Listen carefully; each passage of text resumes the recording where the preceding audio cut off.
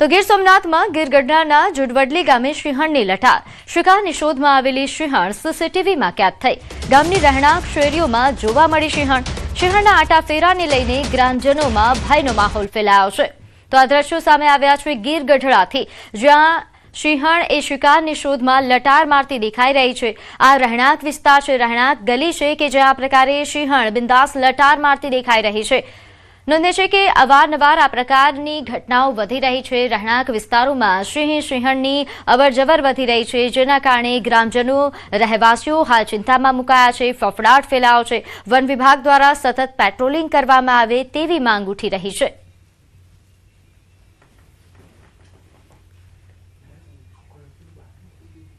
આગળ વાત કરીએ નર્મદાનો સાગબારા જંગલ જમીન વિવાદ। નર્મદા ભાજપનો વિવાદ આવ્યો સપાટી પર। દર્શના દેશમુખે નીલ રાવ પર નિશાન સાધ્યું। આ સંગઠનનો કોઈ પ્રશ્ન આવતો જ નથી તેવું તેમનું કહેવું છે। આદિવાસીની પીડા જાણવા માટે આદિવાસી હોવું જરૂરી છે।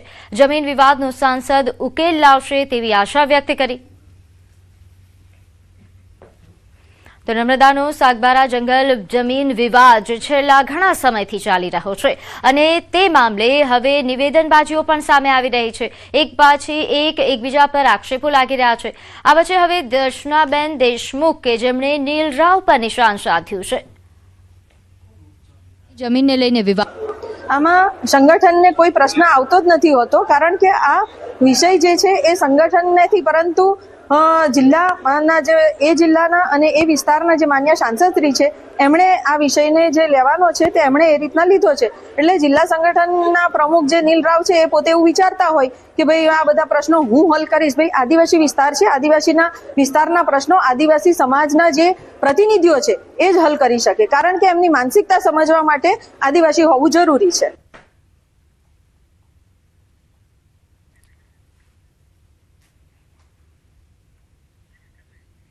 નોંધે છે કે સાગબારા ઉમરપાડા જંગલ જમીન વિવાદ મામલે સાગબારાના આદિવાસીઓને જમીન ખેડવા દેવાની માંગ હવે ઉઠી છે।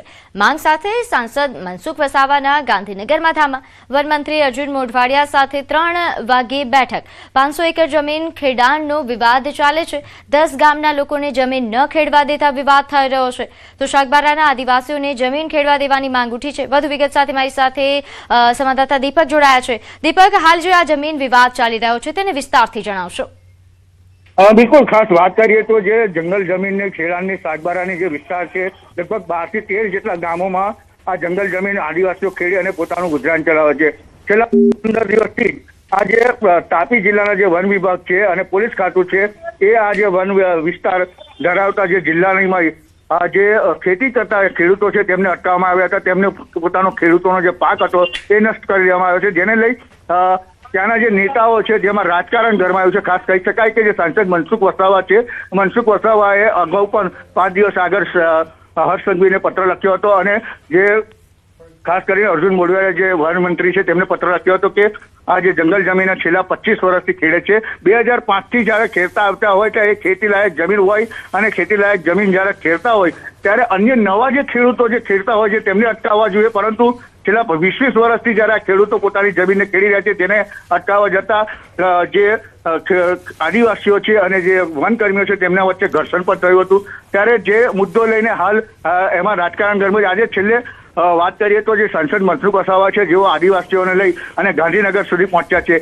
ગાંધીનગરમાં હાલ 3 વાગે એમની કુલ એકમાં મંત્રીઓ જોડે જે બેઠક છે, બેઠકમાં નિર્ણય લેવાશે। ત્યારે આ જે ખેડૂતો છે તેમને ખેડૂતોને પોતાનો હક મળે છે કે કેમ એ મુદ્દો છે, પરંતુ એમાં આખી વાત જે છે એ નર્મદા જિલ્લાના ભાજપમાં જ સંગઠનમાં 2 ફાટા પડ્યા છે। જે નીલ રાવ છે જિલ્લા પ્રમુખ છે તેની પર આજે નર્મદાના નાડોદના જે ધારાસભ્ય દર્શનાબેન દેશમુખે એક પ્રતિક્રિયા આપી હતી કે જે નીલ રાવ છે જે આદિવાસીઓની જે વાત કરવા માંગે છે સંગઠન આમાં ના હોય, જે પોતાના મત વિસ્તારના જે નેતાઓ હોય છે તે નેતાઓ દ્વારા જ આ આદિવાસીઓને વેદના સાંભળવામાં આવે છે। અને મનસુખ વસાવા આજે જાતે જ્યારે જ્યાં ગાંધીનગર સુધી રજૂઆત કરવા જતા હોય ત્યારે તેમાં રાજકારણ ના રમવું જોઈએ અને નીલ રાવ જે છે એ આદિવાસીઓની વેદના ના સાંભળી શકે, કેમ કે આદિવાસી નેતા હોય તે આદિવાસીની વેદના સાંભળી શકે એની વાત કરી અને જે નીલ રાવ જિલ્લા પ્રમુખ છે તેની પર નિશાન સાધ્યું હતું। જી બિલકુલ. અને દીપક, કારણ કે રાજકારણ પણ આમાં ભળી ગયું છે, આગળ કેવા પ્રકારની આશા ખેડૂતો રાખી રહ્યા છે, અને સાથે સાથે ગાંધીનગર કારણ કે મામલો પહોંચ્યો છે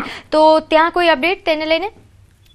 હા, બિલકુલ ખાસ વાત કહી શકાય કે આજે સવારથી જે સાંસદ મનસુખ વસાવા છે, જે પોતાનો મત વિસ્તાર ગણવામાં આવે છે ડેડિયાપાડા અને સાગબારા એ મત વિસ્તાર છે, ત્યારે જ્યાં આદિવાસીઓ જે પોતાને જંગલ જમીન ખેતરો જે ઘર્ષણ થયું હતું વનકર્મી તેને લઈ રજૂઆત કરી હતી, અને આ જે સાંસદ મનસુખ વસાવા છે આખા બોલા છે, જેમને વન વિભાગના અધિકારીઓ અને વન મંત્રી સુધી રજૂઆત કરી છે, ત્યારે આજે એમને 3 વાગે સાયણ સંકુલ વનમાં જેમની મીટિંગ હાલ ચાલી રહી છે, ને આ મીટિંગમાં શું નિર્ણય આવે છે એ હાલ થોડી વારમાં મીટિંગ ખતમ પત્યા બાદ જ ખબર પડશે. ત્યારે જેવા સાંસદ બહાર આવશે ત્યારે તેમના દ્વારા ખબર પડશે કે તેમનું નિરાકરણ સુખદ આવ્યું છે કે દુઃખદ આવ્યું છે. જી બિલકુલ, આભાર માહિતી આપવા બદલ.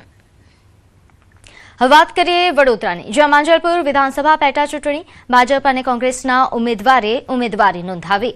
ભાજપ ઉમેદવાર સતીશ પટેલે વિજય મુહૂર્તમાં ફોર્મ ભર્યું તો કોંગ્રેસ ઉમેદવાર ભીખા રબારીએ પણ ઉમેદવારી નોંધાવી. ભાજપ કોંગ્રેસ ઉમેદવારો વચ્ચે ચૂંટણી જંગ જામશે. કોંગ્રેસે રેલી યોજી તો ભાજપે સાદગીથી પ્રક્રિયા પૂર્ણ કરી. યોગેશ પટેલના નિધન બાદ આ બેઠક ખાલી પડી છે. 30 જુલાઈએ મતદાન યોજાશે અને 3 ઓગસ્ટના રોજ પેટા ચૂંટણીનું પરિણામ જાહેર કરાશે.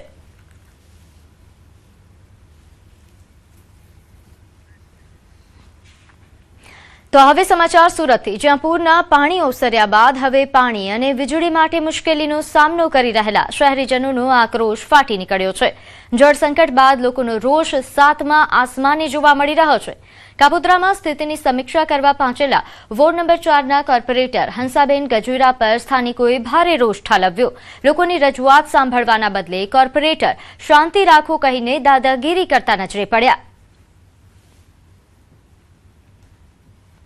તો શહેરીજનોનો રોષ હાલ 7મા આસમાને પહોંચ્યો છે. તે વચ્ચે કોર્પોરેટર કે જેઓ સમસ્યા સાંભળવા માટે ગયા હતા પરંતુ દાદાગીરી કરીને પરત આવ્યા, તેમનો એક વિડીયો વાયરલ થઈ રહ્યો છે, જેમાં તેઓ શાંતિ રાખો એવું કહી રહ્યા છે, જેના કારણે જ્યાં હાજર સ્થાનિકો છે તેઓ ઉશ્કેરાયા હતા.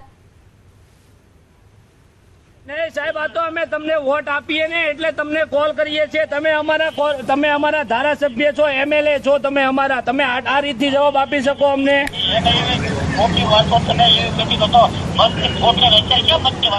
તો મત આપીએ એટલે તો તમને અને એટલે મત દઈ દીધો એટલે કે મતની વાત જ નથી કરવાની.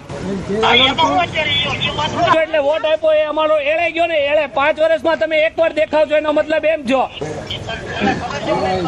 હા સાહેબ, 5 વર્ષ હું સોસાયટીમાં જ રહું છું.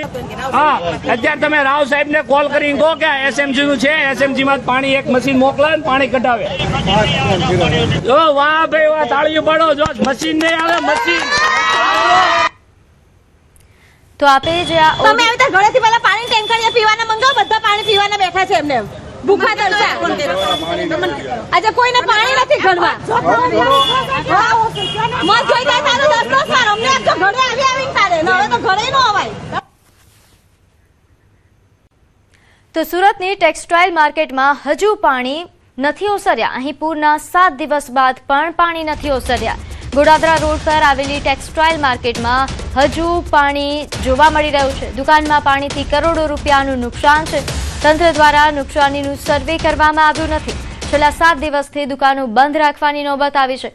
આ વર્ષે દર વર્ષ કરતાં વધારે પાણી આવ્યું હતું. હજુ કોઈ સર્વે કરવા માટે ટીમો આવી નથી કે કોઈ તંત્રની ટીમો પણ દેખાતી નથી, જેના કારણે હાલ વેપારીઓમાં રોષ ભરાયો છે.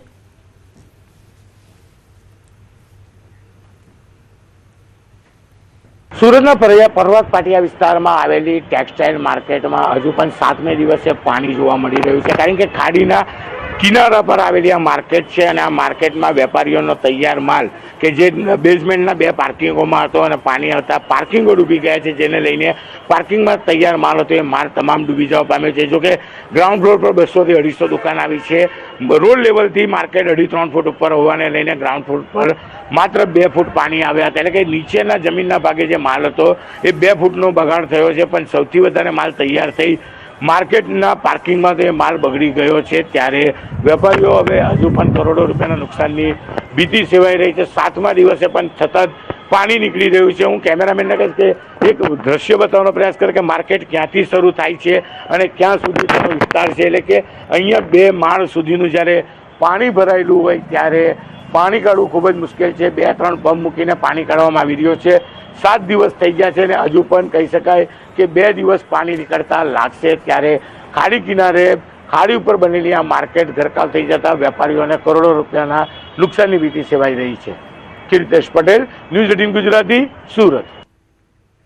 સુરતના પૂરમાં વાયરલ થઈ રહેલા કાકાની ફરી પલટી મારી છે. તેમણે નોંધ્યું છે કે અધિકારીઓને સ્ટીલના જીવડા પડવાના શ્રાપ આપનાર કાકા ફરી રોષે ભરાયા. પહેલા સાથે ચા પીધી અને હવે તંત્રને સવાલથી ભીંસમાં લીધા. ઠંડા પડેલા વેપારી ફરી ઉકળી ઉઠ્યા. યશ પ્લાઝાના વેપારી મહેશ કાકા ફરી ઉકળ્યા છે. ફ્લાયઓવરની કામગીરીને લઈને રોષ વ્યક્ત કર્યો. સેટકો કંપનીના કોન્ટ્રાક્ટરો સામે આક્રોશ ઠાલવ્યો. અમને મારી નાખો તેવો વેપારીએ આક્રોશ ઠાલવ્યો છે. ભ્રષ્ટ અધિકારીઓની મિલીભગતથી ફ્લાયઓવરનું કામ ચાલુ હોવાનો દાવો કર્યો. બ્રિજના કામના કારણે ધંધા રોજગાર સંપૂર્ણપણે ઠપ થઈ ગયા છે. ઉપર ચાલી રહેલા સ્લેબના કામનું કેમિકલયુક્ત અને ગંદુ પાણી નીચે વેપારીઓની દુકાનો અને પ્રિમાઇસીસમાં આવી રહ્યું છે, જેનાથી ભારે નુકસાન થઈ રહ્યું છે. નોંધે છે કે ડેપ્યુટી કલેક્ટરને વારંવાર રજૂઆત કરવા છતાં અને કામ રોકવાની સૂચના હોવા છતાં કોન્ટ્રાક્ટર દ્વારા કામ ચાલુ રાખવામાં આવે છે તેવો તેમણે રોષ ઠાલવ્યો છે.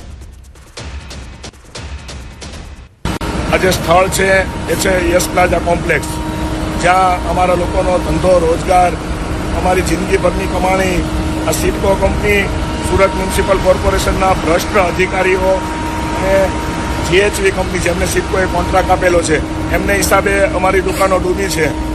આ લોકો નાક શરમ વગરના લોકો આજે અહીંયા રસ્તો બંધ કરીને બેઠા હતા. રસ્તો પાછો ખોલાવડાવેલો છે. એ લોકોને કટકે મા બેનની ગાળો દીધી, પણ આ ભ્રષ્ટ અધિકારીઓને કંઈ પડી જ નથી. અહીંયા અત્યારે એ લોકોએ સ્લેબનું કામ ચાલુ કર્યું છે. જ્યારે અહીંયા લોકો બધા સફાઈ કરી રહ્યા છે ત્યારે એ લોકોના સ્લેબનું પાણી પાછું અમારી પ્રિમાઇસીસમાં આવે છે. હાલ ડેપ્યુટી કલેક્ટરને ફોન કરીને જાણ કરી કામ રોકાવેલું છે, પરંતુ વારંવાર અમારે વેપારીઓને રોડ ઉપર ઉતરીને ઝઘડા જ કરવાના છે. મારે કડક શબ્દમાં કહેવાનું કે શા માટે તમે આ સિટકો કંપનીને અને જીએચવીના ભ્રષ્ટ કોન્ટ્રાક્ટરને જેલમાં નથી ઘુસાડતા? તમારા મામા માસીના છે? શા માટે તમે આવું કરો છો? અમને મારી નાખો. અમારે કામ ધંધો કરવાનો કે આની પાછળ રોજ ઉઠીને ઝઘડા